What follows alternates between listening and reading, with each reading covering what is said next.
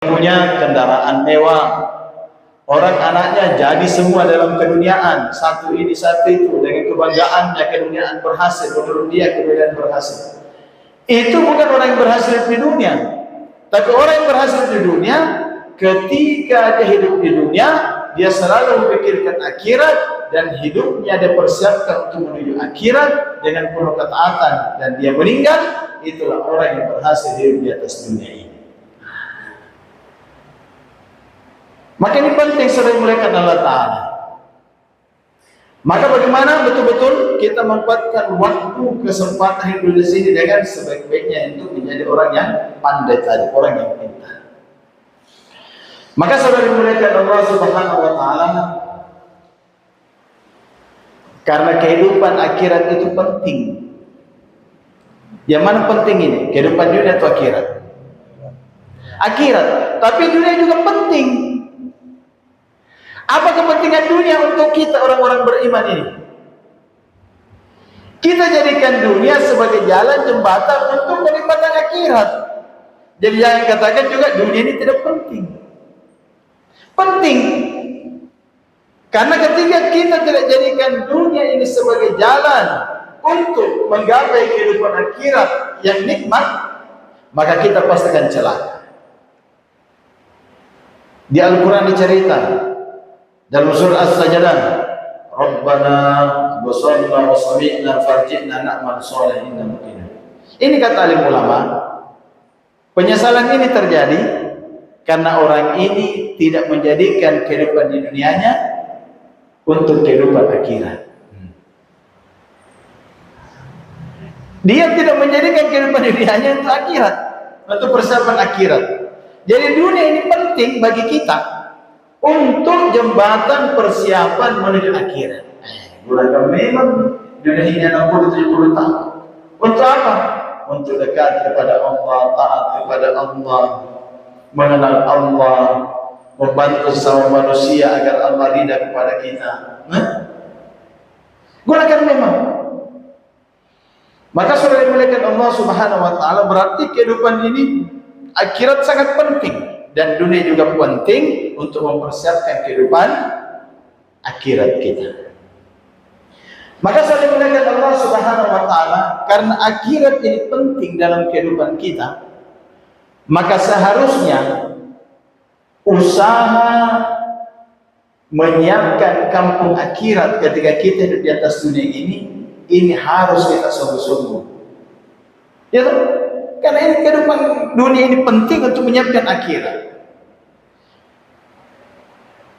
Saudara dimuliakan Allah Ta'ala, kita ini hidup sudah di dunia. Dunia ini Pak sebenarnya tidak usah kita capek-capek untuk menyiapkan kehidupan dunia kita. Tidak usah. Kenapa? Karena kita sudah di dunia. Ya tidak? Sudah di dunia. Dan kita semua ketika kita sadar, kita tahu bahwa kita akan meninggalkan dunia ini. Kira-kira untuk apa kita mengumpulkan sesuatu yang banyak baru mau ditinggalkan? Pintar ke tidak? Atau kita ini agak pintar atau kita ini bodoh? Kita siapkan suatu tempat, kita siapkan banyak-banyak, setelah itu kita tinggalkan. Ini orang apa ini? Orang cerdik atau orang bodoh? Kan seperti itu. Kita kalau pakai logika itu enak sekali. Maka saya melihat Allah Ta'ala, dunia ini di kita diperintah oleh Allah Subhanahu wa Ta'ala itu sudah tidak terlalu capek-capek sebenarnya. Karena segala kebutuhan kita di dunia sudah disiapkan oleh Allah. Kita hanya bergerak sedikit-sedikit saja untuk mencapai rezeki kita. Sehingga dalam hadits qudsi Allah Ta'ala berfirman, wahai hambaku, aku ciptakan kamu untuk ibadah. Ini maksud, di garis bawah ini, di benang merah, ini maksud. Wahai hambaku, aku ciptakan kamu untuk ibadah. Untuk mengenalku, untuk taat kepadaku, menjalankan perintahku. Maka apa kata Allah? Jangan main-main.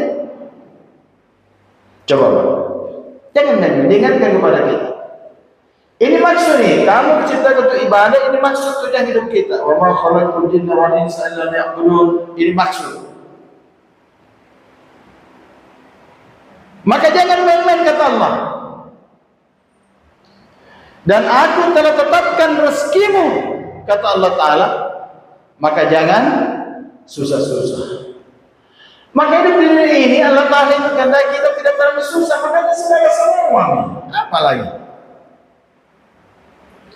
Dan manusia ini secara kalsium untuk mencapai dunia itu tidak perlu diajar. Dia punya naluri sendiri untuk mencari dunia. Karena kan sudah kelihatan ada di sekitar kita. Orang kalau mau makan, Pak, diajar tidak untuk makan. Tidak perlu diajar, dia akan pergi cari sendiri. Kecuali masa dia bayi, tidak bisa bergerak apa semua. Ketika itu anak sudah umur 3 tahun, 4 tahun, dia sudah tahu bahwa di situ ada makanan, di sini apa semua. Lapar, dia mencari sendiri.